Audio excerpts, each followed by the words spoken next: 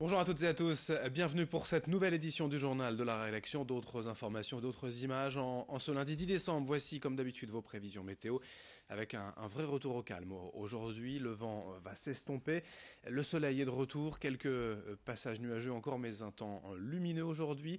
Quelques risques d'averses, parfois localisés, assez rares quand même dans l'après-midi. Les températures, elles sont en baisse. 9 degrés à Dunkerque et à Calais, 8 degrés à Boulogne, Saint-Omer et à Lille. Les prévisions météo complètes comme toujours après ce journal. À la une, forcément l'actualité sociale et cette nouvelle journée de mobilisation des Gilets jaunes, samedi en France et dans la région. Près de 5000 personnes ont défilé à Lille, dont 2000 pour la marche pour le climat. Quelques incidents et interpellations ont eu lieu, mais globalement la situation est restée calme dans la région. Par endroits, les Gilets jaunes ont tenté de bloquer des ronds-points, des sorties d'autoroutes, les péages ou des zones commerciales, le tout dans une bonne ambiance. Les appels au calme ayant vraisemblablement été entendus. Ce soir, Emmanuel Macron a donc prévu de s'adresser au pays à la télévision. C'est la première fois que le président de la République va directement parler aux Français depuis le début de la crise. C'est une prise de parole attendue par certains, inutile et trop tardive pour d'autres.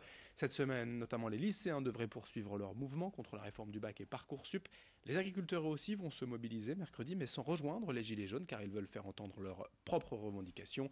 Et puis en revanche, ce week-end, les transporteurs routiers ont annulé leur mouvement de grève.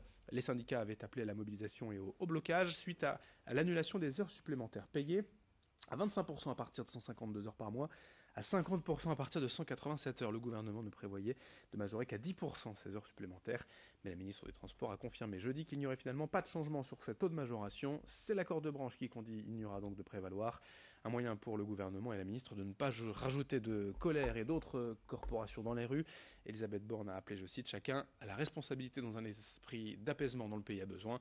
On écoute la satisfaction d'un représentant FO-UNCP au micro d'Idil Gunaï.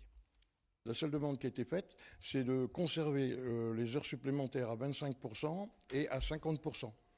Et le Conseil d'État s'est réuni et a décidé de mettre le transport au même niveau que tous les Français, c'est-à-dire que les heures pouvaient descendre à 10%, les heures supplémentaires.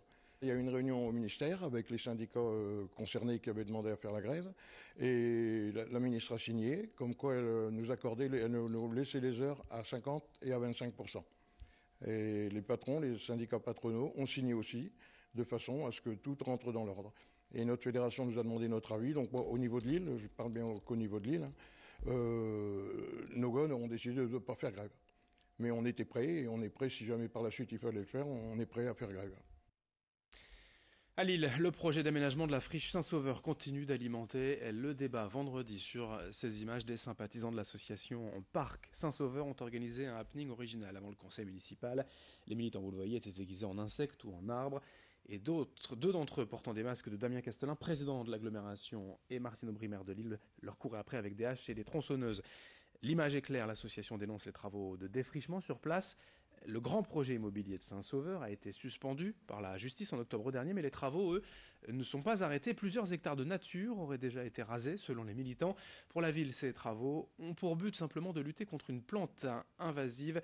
Écoutez à ce propos le sentiment des militants au micro de Vincent Vieillard. Il nous parle de la renouée du Japon. Quand vous avez 3 délinquants parmi 2000 personnes, est-ce que vous mettez les 2000 personnes en prison? Là, c'est ce qu'ils viennent de faire, c'est-à-dire parce qu'il y aurait cette plante invasive.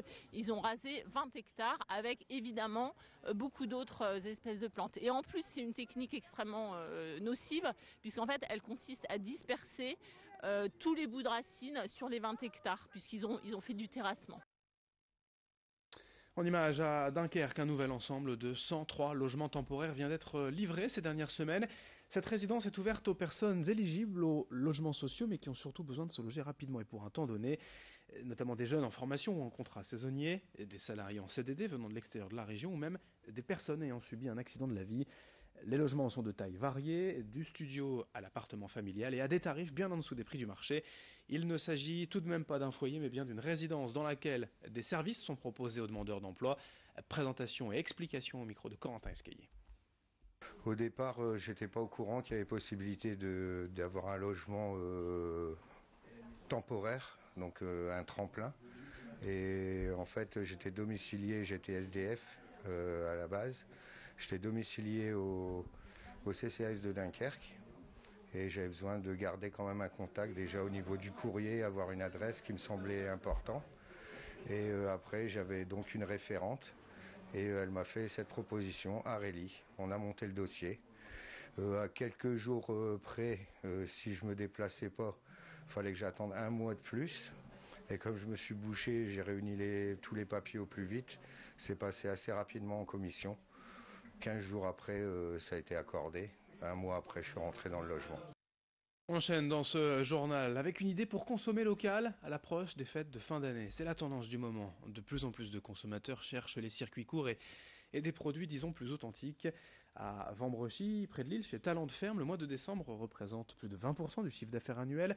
L'enseigne regroupe plusieurs producteurs associés et ces derniers jours, les volailles, foie gras et bûches de Noël exclusivement de la région sont proposés aux clients. Talent de Ferme, c'est 12 producteurs locaux partenaires et d'autres référencés. Noël, c'est évidemment une période majeure de l'année, mais avec quels produits pour les fêtes? Explication sur place au micro de Idil Gunay et Yasmine Ziat. On a le foie gras, tout ce qui est volaille festive, donc le chapon, la poularde. On a également donc le traiteur qui prépare des plats pour Noël, donc par exemple des cuisses de canard, des ballotines de veau farcies, avec les accompagnements, donc des petites pommes de terre, des flans, des choses comme ça. On a également les bûches glacées et les bûches pâtissières comme tous les ans. Ce qu'on fait en général, ce sont des paniers garnis. On les fait à la demande, mais on en prépare également pour offrir directement en magasin. Vous pouvez en retrouver. On a également les gaufres qui fonctionnent très bien au moment des fêtes pour offrir à ses proches. Donc voilà. Quelques résultats de sport. D'abord en Ligue 1, le match nul in extremis hier du LOSC à domicile face à Reims. Mené tout le match ou presque 1-0, les Lillois ont égalisé dans les arrêts de jeu grâce à un pénalty de Nicolas Pepe. En football, en Coupe de France, notez les qualifications de Croix, Lens, Gravelines et Valenciennes. Le match de Saint-Omer à Bastia a été reporté pour cause de vent. En basket, notez la victoire du BSM à l'extérieur à Chalon-sur-Saône. Hier à domicile, le SSM a perdu face à Lyon-Villeurbanne. En Pro B, belle victoire de Lille chez le leader Orléans, 76-70. Victoire également en Ligue féminine pour l'ESBVA à Tarbes, 79-62. Et victoire aussi en volleyball en Liga pour le TLM Tourcoing, 3-2 à Cannes. Fin de ce journal, lundi 10 décembre. D'autres informations en images à suivre dans un instant. Merci de votre fidélité. Très bonne journée à toutes et à tous.